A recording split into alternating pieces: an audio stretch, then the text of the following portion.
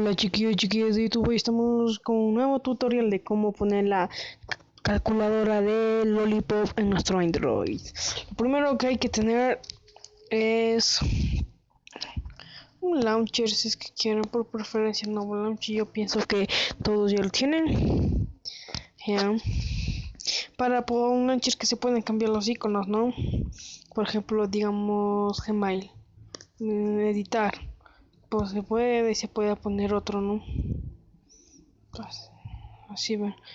Aquí puedes poner otro ya. Uno que se puede hacer eso, un launcher ya. Para que no se confundan con las calculadoras, ¿no?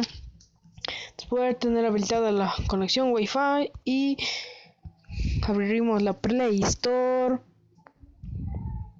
Buscamos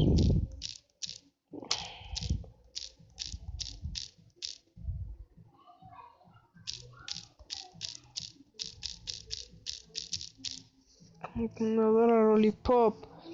Aquí está. Aquí les aparecerá uno. Le instalan hasta que sale calculador. Ya. Le instalan.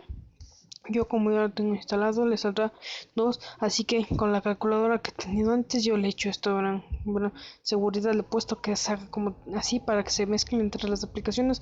Pero si yo aplasto seguridad, va a seguir siendo la calculadora. Por eso tienen que cambiarlo. Ponen editar, ponen aquí, ponen el icono que se quieren que sea, el nombre y ponen hecho, ya. Y le sobrará su calculadora de Lollipop. Y aquí está. Esta es la calculadora. Ya. Y este ha sido un tutorial más. Denle like si les gustó. Hasta pronto. Bye.